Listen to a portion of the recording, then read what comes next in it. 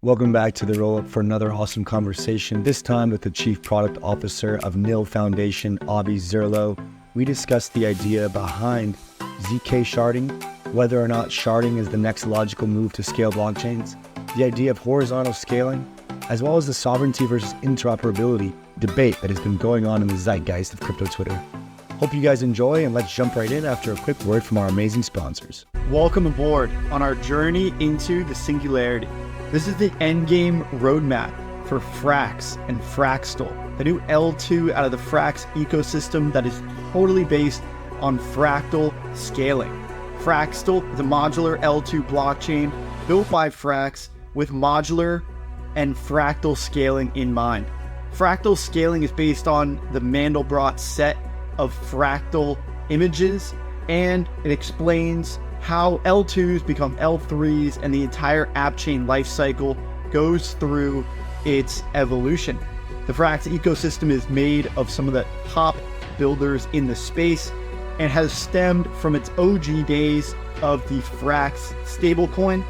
It is now in the LST space, the LRT space, and this Fraxtal L2 joins the existing suite of Frax products, including Frax Swap and Frax Lend.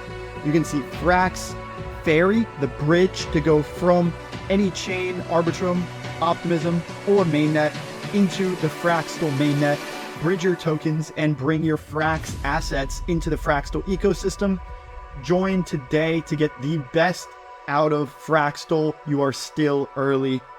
Join today, take part in our expedition into the singularity. Welcome back to the Roll-Up. Today we have an episode with our friend Avi from Nil Foundation talking about some interesting debates ongoing in the space, things about sovereignty, interoperability. Sharding seems to be coming back on the list of the zeitgeist of the week. Unlike the Solana meme coin zeitgeist, it's not Iggy or mother or daddy. It tends to be like sovereignty, interoperability, scaling, shared sequencing, synchrony, asynchronous composability. So today we're going to dive into a small bit of that and also unveil Nil's roadmap, it has been announced today. So welcome in, Avi. Great to have you back. Thanks, Andy. Robbie, good to see you guys again. Yeah, maybe we need Iggy to talk about sharding, and that will help brighten up this conversation next time. I think it would do some wonders for getting people to want to learn more about sharding. So maybe there's a line item on the marketing budget for celebrities talking about ZK sharding. Yeah, I'll add it to our next budget. Well, would love to hear a bit more about you and your progress since we last chatted. I know that was a couple months back. And yeah, what have you been up to? Yeah, well, thanks for having me back on, guys. I think you guys were, no offense to the other podcasts I've recorded, but I still had a bunch of fun, maybe the most fun with you guys last time. Yeah, since we last spoke, we've been really just heads down shipping for DevNet, which we're going to be launching at ECC, I think in a few weeks, maybe even in a week by the time this comes out. For starters, for those who don't know, I'm Avi. I'm Chief Product Officer at Nil Foundation. Nil Foundation, it was established back in 2018. Done a lot of low-level infrastructure work, especially around the world of ZK. Built out a few products, ZK LLVM, a circuit compiler, zero-knowledge proof marketplace, and a bunch of other libraries sort of within that world of low-level cryptography infra. And a lot of our work is culminating in this L2, this L2 that we're calling Nil, that's based on ZK Sharding, which is a new architecture for blockchains, period. And yeah, DevNet is going to be our first milestone in that journey of shipping products. So really excited for that. Nice, man. Nice. So we're going to dive into ZK Sharding. I think Vitalik's been talking about sharding a bit on the timeline recently, amongst other things, and kind of wanted to get your takes on some of this kind of trade-off questions that have been kind of circulating some of the research forums and in the zeitgeist. And I think that we've been seeing this with regards to kind of the way that Ethereum chose to scale with this rollup-centric roadmap, it originally, like, I kind of thought of these rollups as like shards. I remember Rob and I back in the day, maybe like 2019, 2020, it was like, we're going to scale Ethereum out and we're going to shard it in 64 shards.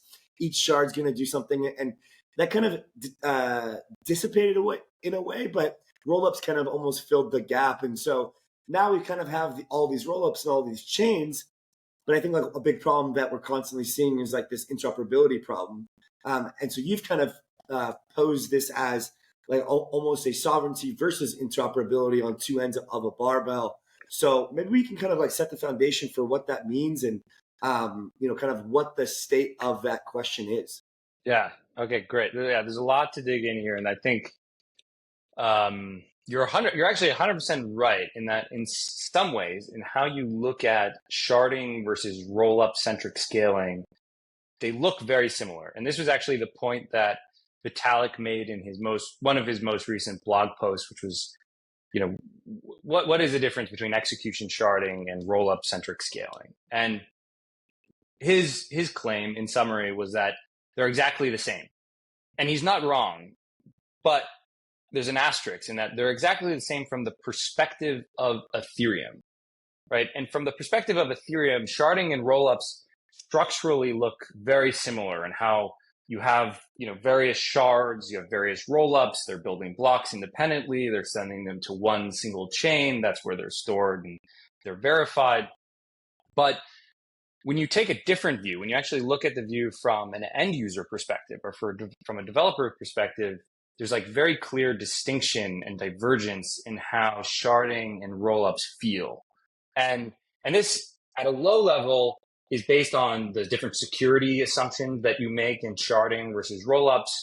It's the different assumptions around standardization, different assumptions around, do you allow for heterogeneous execution environments, which you had mentioned, versus homogeneous, universal execution environments. And all of these kind of bubble up into ease of use for the end user, in that there's very clear differences. And there's two great examples to drive this point home between rollups and sharding. One is cross rollup or cross shard calls, and the other is the addition of new shards or rollups. So in a rollup-centric, to start with the second point here, in a rollup-centric architecture, the addition of new rollups is a manual process that developers burden, right? Let's say you want to build an application, you're concerned about congestion fees on a main rollup. We've seen that these can spike 3 to 10x in fees just in 24 hours. You need to spin up your own rollup and manage that infra yourself, or delegate it to a centralized third party to do so. And my opinion is this is bad, but putting the opinion aside, when you look at a sharding architecture or a sharding scaling solution, the addition of new shards, so the addition of new processing power, can be abstracted away. The protocol itself can create new shards when loads are too high or they meet certain thresholds. And this can be done through protocol level governance, or it can be done automatically with more sophisticated sort of in-protocol algorithms. And this allows the protocol to be sort of dynamically scalable and adapt, allowing it to adjust to congestion fees. And this is actually what Vitalik envisioned years ago with transparent sharding, which is kind of like this weird niche form of sharding that never really came to fruition. But the idea was you had this invisible scaling happening behind the scenes. And this is really like it has a really core impact on the user experience. And it's only made possible by the second point, which is how do they differ in cross rollup calls versus cross shard calls, right? And in that sharding, interoperability is inherent to every new shard that is added to the system, right? And this is fundamentally why sharding has this benefit of being able to abstract away the scale, because I can just add new shards behind the scenes and get this horizontal scale.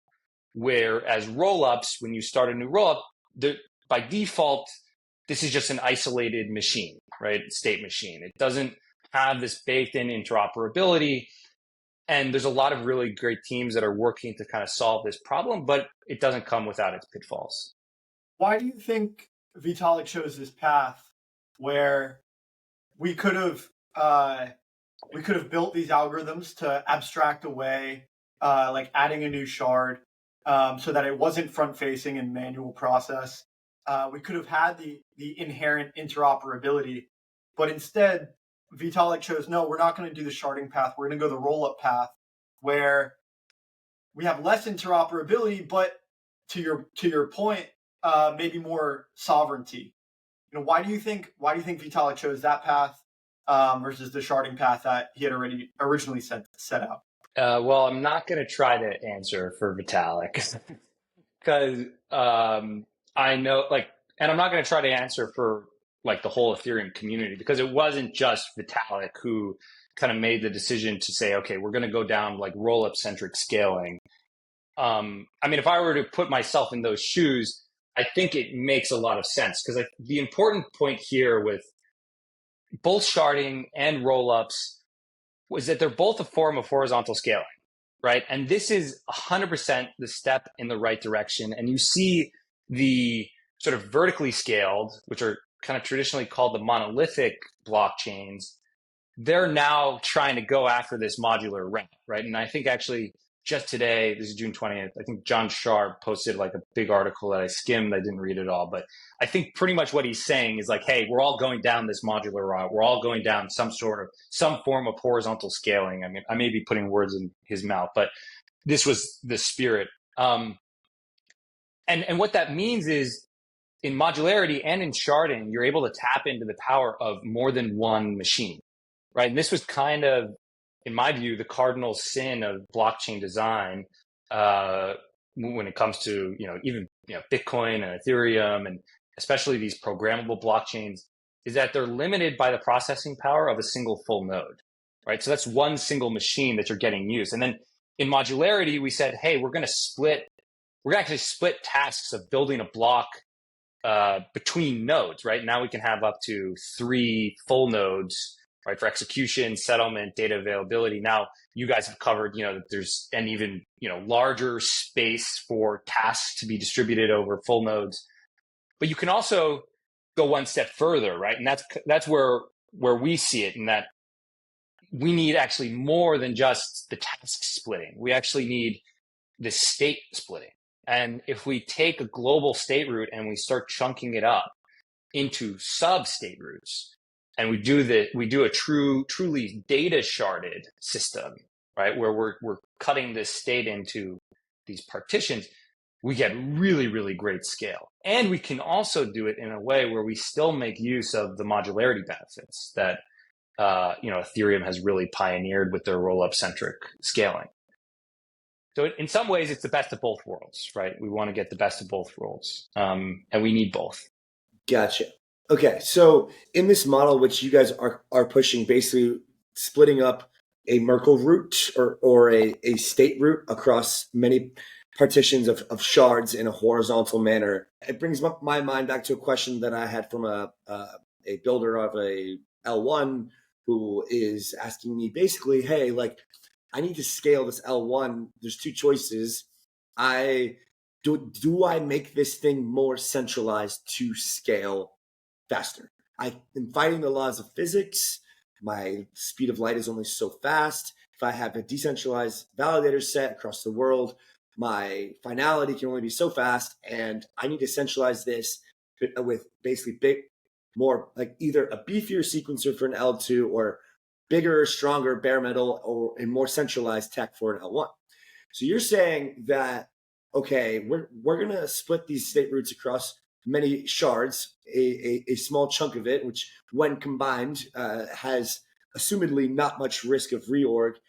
But by doing so, how are you able to do that and scale and beat this trade-off of we can scale this, but it's not getting more centralized as we scale this? Great, yeah, great question. So it comes down to there's 2 traditional scaling frameworks for distributed systems, and they apply directly to blockchains. And that's something that you guys are probably sick of me shilling, but it's horizontal versus vertical scaling. And this is actually at the root of a lot of the philosophy around scaling these blockchains, right? In vertical scaling, you're juicing the hardware utilization of a node, right? And this is the path that the high performant L1s go down, or even like just parallelized execution. This is a form of taking up more cores within a single machine, right? So that you can process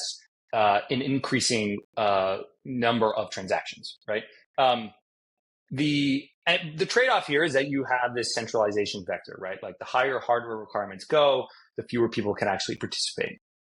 The other route is horizontal scaling, right? And where instead of increasing the hardware requirements to infinity, you simply build a protocol that allows you to distribute workloads across multiple machines. Now, there definitely is a trade-off with horizontal scaling in that you have this coordination problem now, right? And you see this within the modular world. And this comes as a trade-off of, hey, in the modular world, in rollups, you get soft confirmation that your transaction was executed on the rollup. And then at some later point, you get like hard finality, right? And that happens when things are settled on DA, on the DA layer and verified. And that's a trade-off space that users and developers have to accept if you sort of live within this modular, horizontally scaled world. And there's the same with sharding, right? In sharding, you're splitting your state root. And so now you have this issue of a sub-state root here and a state root there. And how do those two state roots communicate with one another? Now, the good thing is, literally, this is how the entire internet works. Like, this is not anything new. We just haven't built systems for this in blockchain because we haven't had to. We've actually been able to fit everything through a single full node. And like Solana has shown us, achieve really great performance and user experience by just juicing that hardware utilization, right? And I think we're going to see that happen in the world of rollups too. You guys have, spoken with the Eclipse guys. We're bringing the SVM, and now we have Mega ETH, and we're seeing people under this modular world go vertical scaling techniques. To draw now, yeah, go ahead. Can I just interrupt you real quick? Because I'm thinking about this analogy to DA that you mentioned, and so like Celestia was able to modularize a full node and split up DA into these different parts, and kind of like use different nodes for different things. They have light nodes, they have full nodes, they have validator nodes, and so they were able to horizontally scale DA across these nodes. Maybe it's not exactly horizontal scaling, but is that kind of like the right framework to think? Like they were able to optimize specific nodes for specific purposes and achieve more by coordinating across those optimized nodes rather than packing everything into a single node. Similarly, for horizontal scaling protocols in general, Nil as would be included in this, you guys are able to split execution into different nodes and optimize certain nodes for executing certain things, other nodes for executing other things, and then coordinate amongst those nodes for the greatest scale. Is that like an appropriate mental model to understand this? Yes, yes. I think the point about data availability and the genius of what Celestia and others are doing and have done is they made like a really important observation that DA is a function of essentially verification that something happened, of publishing. And that observation allowed them to say, hey, actually the thing that we need to scale are these light clients, right? Is this ability to have guarantees that something was published and something is available. And we can actually vertically scale the nodes that are actually storing this data, right?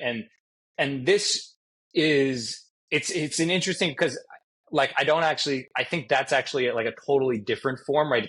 It's a really kind of beautiful hybrid of how do you make use of vertical scale and horizontal scale in a way that really focuses on what's important. In our case, we also have like a similar hybrid mental model that we want to bring.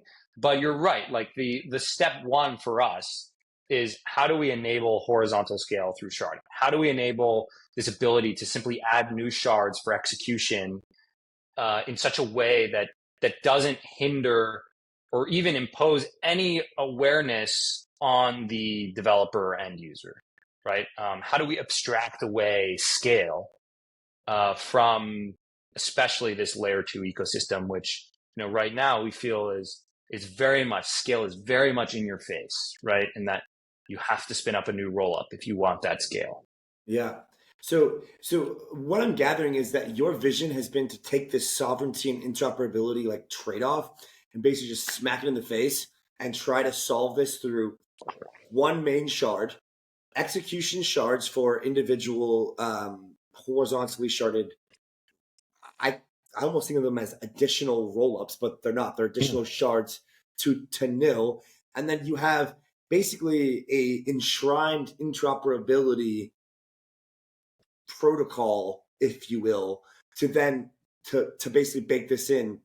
What I'm drawing to is like things like Anisha and Dimension, which have these apps on top of them, but then use like an enshrined IBC connectivity layer. It's like almost similar. So like what you're building is like, are you looking at this as like I'm building a rollup that is horizontally scaled with the same apps on all the shards, but users can use? Or are you looking at this like there's a main shard, like the main chain, and then there's like app chains and app shards? Or like how are you putting that together? And then any thoughts on kind of the first point as well? Mm-hmm. Okay, you got like a bunch of good points in here. I think I think you made a great point, which is like a great selling point for what we're doing at Nil and sharding in general and ZK sharding, in that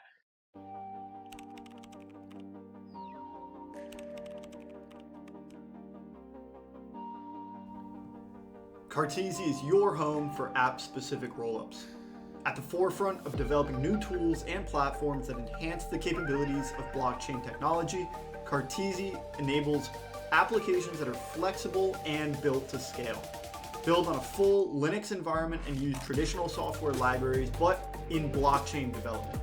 Go to cartesi.io, that's cartesi.io, to learn more about building your own app chain today. It's like you have lots of rollups.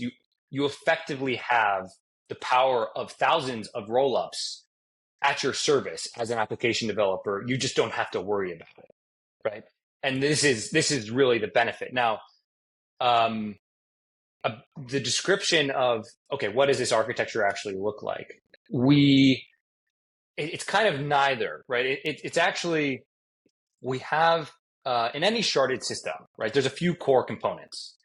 First, you have shards, right? And this is, you imagine you just split the global state root into smaller chunks, and each of those state roots is maintained by a subcommittee of validators that are part of a larger set, right? A larger global set. And each shard is a blockchain, right? Or in this case, we're kind of using the analogy of a rollup. Now, these are what we call execution shards, and we refer to the subcommittee consensus that's happening over execution shards as local consensus, right? And the big trade-off here is you obviously have a smaller validator set that's executing and coming to consensus over each shard. You have, if you assume the validator set is n, you assume the total number of shards is s, you have n over s validators per shard. But this can actually be improved, and this is something unique to sharding, in that you can have random sampling and shuffling. And so what this means is every so often you generate a random number and you reshuffle the validator set for each of these execution shards, such that you increase the security properties or guarantees because you have this randomness factor, right? And probabilistically, you're able to prevent this malicious 51% attacks, because it's very difficult. It's impossible to know what is the next validator set that's going to be assigned to this shard. Now, the consensus shard, which is the main shard that you were talking about, which is akin to like the beacon chain for Ethereum, or in Polkadot, the relay chain. And also in the case of rollups, sort of akin to shared sequencers and ag layers and kind of to John Sharp's point, like we're all kind of building the same thing, just different ways to go about it and small nuanced details. The consensus shard is responsible for coordinating this activity across execution shards, so the random sampling. And uniquely in ZK sharding, the consensus shard verifies proofs that are being generated over all the execution shards and aggregates them into a single into a single proof. And that's the single proof that gets sent down to Ethereum. And so this use of ZK is really critical to everything that we do. And it's like the proof that a ZK rollup generates. And we use it to enable this sharding that, otherwise had these really nasty edge cases when you used optimistic or fraud proofs, which is actually how sharding began. Sharding started with implementations of fraud proofs, and you had all of these really nasty dilemmas. But with ZK, like you guys have covered a bunch, you get like real-time instant verification. You get constant verification costs, right? So I can pack as much computation into a single proof, and it's still going to be the same as if I just pack, a few bytes of data, right? Or a few bits of data. And so this allows us to actually do things that we weren't able to do in the past, and kind of take a fresh look at these sharding architectures in a way that can be compatible and actually achieve some of the early stuff that Ethereum had originally put forth. I think that really helps put it into perspective. And part of why, like, the realization that I'm making is that this is really only feasible with ZK. Because if you had, some high congestion and you had it in a shard, and then there was a dispute on that shard, if it was an optimistic setup and you had to do a fraud proof game, that would disrupt all of the other shards, if I'm not mistaken, because you couldn't come to consensus in that scenario. But in a ZK world, you either know that it's fraud or it's not. You don't have to wait 7 days for that dispute period. And so you can come to consensus once you have all the ZK proofs on the consensus shard. And so I think that that's a really cool element of ZK technology that's unlocking new use cases like this type of ZK sharding. Just something to add there as well. I thought that the idea of local consensus is like super important from a global state layer perspective. Like I was reading this post from Stefan from One Balance, and he's talking about, why do I need to tell the entire world about my Starbucks purchase this morning? Like, that doesn't need to be ran through an entire global set of nodes. That can be ran through a more of a local consensus. And what we're coming to is like all this decentralization is very important, but actually like local consensus is actually extremely effective for a myriad of use cases. So we're really, giving you the benefit of the doubt here on this pod. We're not grilling you as hard. So those are both really good points. Is there local consensus on each of these shards, or does it depend on each shard to generate like a global consensus? There's local consensus on each shard, right? And I think you're 100% right. Like, and the Starbucks analogy is perfect, right? We don't need like everyone to know that my Starbucks was done. But if you are managing a global money supply, eventually that Starbucks purchase needs to get back into the global view, right? And this is like, really, this is the role that Ethereum plays in our architecture, in that we do all of this execution and consensus and proof generation. We do it across shards. We have an intermediary layer, right? The consensus shard that does all the verification, the coordination, aggregates it into a single proof. And then at the end of the day, it's Ethereum that's the arbiter of truth, right? It's the canonical source of what is and what did not happen, or what is true and what is false. And that's like that's like the most important role. Like, and that's why for us, ZK sharding could live as an L1. like, and if you look at other sharded systems, you just strip away Ethereum from our model, and it looks, similar without the ZK, of course. But Ethereum, like, we need Ethereum to be the final say, and we don't see that changing anytime soon, right? In fact, we believe it will never change, right? Ethereum will maintain and be the most decentralized, the most operationally resilient, the most credibly neutral blockchain in the world. And so long as that's true, we're going to use it as that, final stamp of like, okay, sure, you did your Starbucks order like 24 hours ago, but like now we're making sure that it's recorded in the ledger, right? The global ledger. Yeah. Yeah, exactly. I mean, it's like all the individual consensuses come together into Nil's main consensus shard, and then we pass that main consensus down to Ethereum. Want to just pull us out of the weeds here and look ahead a little bit to what you guys have coming up. You mentioned the DevNet and some of the other cool stuff that you guys are building. I know this tech does not take a short period of time to build, so maybe you want to throw the roadmap up here and we can dive in. Yeah, love to. Rob, did you have something there? I had just a small. You were going deeper, weren't you?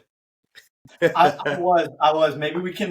We'll go over the roadmap and then maybe just like riff for a few minutes at the end. I'm always down. Take it away, Avi. Okay, so yeah, this is the roadmap, right? And this is like a super high level. This is what to expect from Nil Foundation. This is the roadmap for Nil. And again, Nil is a layer 2 that uses ZK-Sharding. And we've been around for a long time, and we've done a lot of different stuff, and we've spent a lot of time like low-level ZK, low-level blockchain infra. And actually, last November, we shared zkSharding as like a concept, but we've been building and iterating down a few different paths for this L2 for 2 years now. And, we went down a few paths that didn't work out, but we now have essentially this roadmap that we feel confident in that, we're going to be able to have regular product releases and work towards this new architecture. So right now is the date of recording, June 20th. At ECC, we're going to be launching our DevNet, which is essentially V0. It's going to be the most basic functionality you could imagine as a developer. One thing we didn't talk about is what are some of the impacts of sharding on the developer experience, right? And I talked about how you're able to abstract away scaling, but you can't always do that if you're working with systems and developer tools that weren't built for sharding or weren't built for abstracted scaling. And so, one of the things that we're going to be focusing on pretty much all the way through mainnet is really nailing the developer experience. And, the call to action here is for developers who are interested, through DevNet, we're going to be inviting sort of a select group of developers and focusing on how do we build this developer experience that works for this abstracted scaling paradigm. Then in DevCon, ECC or DevCon in November in Thailand, we're going to be launching effectively our first test net. Going to be throwing in a bunch of network infrastructure. Again, focus on developer experience and tooling. In the beginning of next year, we'll have our ZK EVM, right, which is sort of this core functionality that we need to go to mainnet. We're not going to launch mainnet if we don't have working systems. Of course, and no shade at anybody who's done that, but we really are focused on building a system that has longevity. And we take the opinion, and frankly, this may hurt us, but we need things to be done right from the get-go in order for us to last, decades to come, right? We can't have this like partial sort of integrity and sort of expect that the community is going to believe that we're going to continue to work on this. So ZK EVM is going to be a huge milestone for us in the beginning of next year. And then we'll have some really cool performance testing in the second half, Q3, where we're going to stress test and hopefully break this thing. And then we'll be going to mainnet, right? And the path here is, there's lots of different things that will bubble up. One thing that we're going to be doing throughout all is spending a lot of time with developers hand in hand. That does mean we're going to keep things a little bit, close knit, and work with folks that, are dedicated to working with us for the long run. But I think it's going to reap dividends at the end of the day, right? And again, we're trying to build something that lasts far longer than hopefully I'm alive, right? And this is just the starting point. Dev's dead. Bullish. Awesome, man. Yeah. It looks Can't sell. Can't sell. Yeah, super exciting. Looking forward to to each of those test nets and building in the right way possible, right? Thinking longer term and trying to build censorship resistant and truly decentralized tech. So hope to see a lot of this come to fruition, ECC and more. Pass it over to you, Rob. Thank you. Close this out.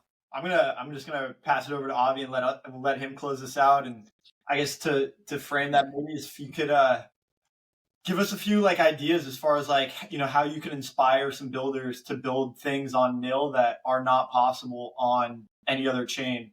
What would some of the ideas that come to mind be?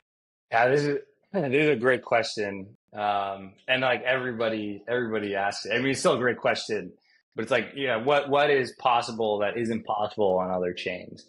I'm going to start with actually, what do we want to build first? And that's actually a DEX. And I know that's probably the most boring thing I could possibly say, but DEXs are this super critical piece of infrastructure. And in a sharded world, in an asynchronous world, when you have the presence of asynchronicity, it's probably one of the hardest things to actually build, right? And what we've done is we've done a lot of research in actually understanding, okay, is it possible for us to not only design a DEX, but also build developer tooling and protocol level infrastructure to enable a DEX within a sharded environment? And this is what I actually really want to see, right? And it's the improvements, right? They'll be marginal, but the fact that we're able to prove this out, as a point, right, is going to be huge, and I think is going to be a really big moment for just the industry at large. Of holy shit, we've been under this synchronous execution only constraint since the inception.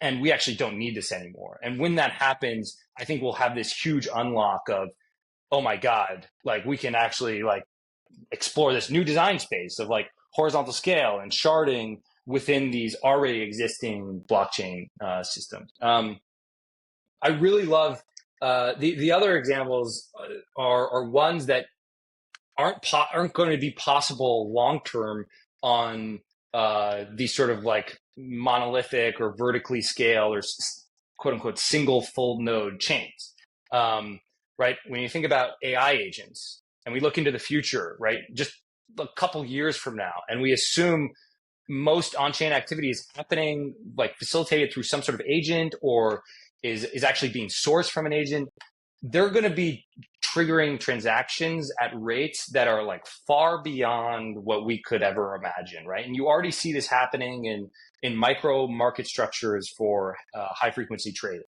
right? I think the same exact thing is going to happen with AI agents, and a lot of these chains that have gone this strictly vertical scaling route, they're going to start to crumble. And again, we already kind of see this happening with folks at Solana building L2s. In a similar spirit, SocialFi. I know SocialFi kind of has this stigma of not being a serious application category, right? But this is a use case that could actually bridge the gap of mass adoption. And And this bridging of a gap for mass adoption, this is what we're really focused on. This is like what keeps us up at night, in that we're crypto maximalists. We think, we're going to have these huge mass adoption events, and eventually we're going to have like meaningful percent of economic GDP move on chain. If you want to do that, you need scale, and you cannot do it through a single full node. Modularity is a great step in the right direction, but you're going to need even more than that. And so when we think about what's only possible on Nil, like frankly, we think of pretty much anything that wants longevity as like being the thing that's possible on Nil. Because at some point along the adoption curve, we really reckon that most blockchains are going to start to crumble, and that we're in a similar position as, and this is like crazy analogy, but like Solana, right, in 2018, their whole thing was, okay, we really need to like juice hardware utilization, right? We need to parallelize execution. This is at a time, like 1 year prior, Vitalik had wrote like easy parallelizability, right? Which was, how do you parallelize the EVM? And ETH is trading at like $100. So there was a spec out for doing this, but nobody was thinking about, okay, what happens when, single threaded execution is maxed out, right? And I think we're at a similar point in time with regards to sharding, right? It's like it's something a lot of people have spent time on. We've actually had some really good experiments. And at some point in this next sort of like rise of adoption, we're going to hit this inflection where it's like, oh shit, we need something more. And that's our bet, right? Our bet is that, we'll be in this position to, consume some of that demand, right? And if you want to build for the long term, we've got a great sort of system, great foundation for you to do so. Epic. Yeah. I got two quick questions to round this out.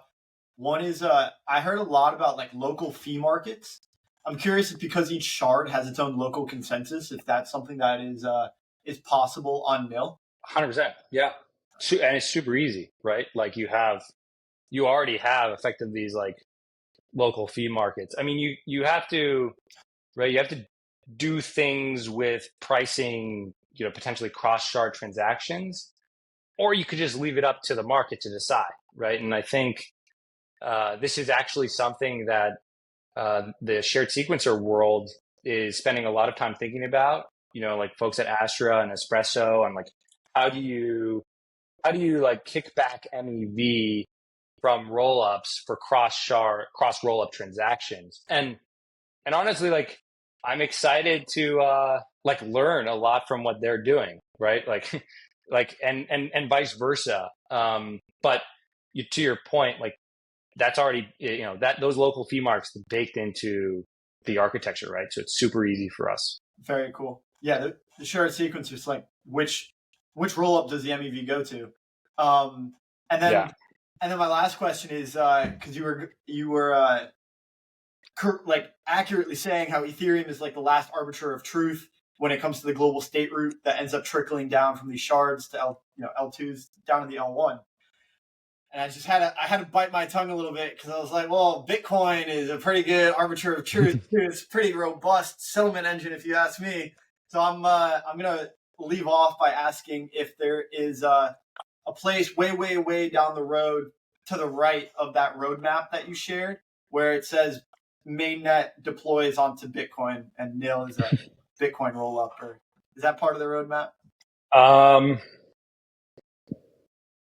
I mean, I could say it's part of the road. I mean, it's like, I think it's a really interesting like space, and I think I'm really excited about what Starknet is gonna do, and I think it's gonna be a really interesting case study, not just from a security perspective, but just like how does the community react, and like what is the actual benefit that they see on like a distribution level and like an economic activity on top of Starknet level. And honestly, I don't know how that's going to play out. It's definitely possible, right? And I think having like a trustless bridge to Bitcoin that's got to be like de facto, right? When you look like a few years out, maybe even like a year out, I'd be shocked if people aren't like, oh, there's the largest crypto asset, there's no second best, right? Like that's sitting right there, and you're not going to have a trustless bridge if you can have a trustless bridge. But when it comes to like courting developers and like communities, I think things can get a little dicey, right? Like it's not like Ethereum ecosystem and culture is the same as Bitcoin. And, how do those mix? And can you find a middle ground where you can really like speak to both of them at the same time? We'll see. I'm focused on shipping our DevNet, our testnet, and then our mainnet, and then we'll see. As you should. Well, thank you for coming on. It's been a pleasure, and looking forward again to seeing all of these developments come to fruition. Awesome. Thank you guys. Really appreciate it.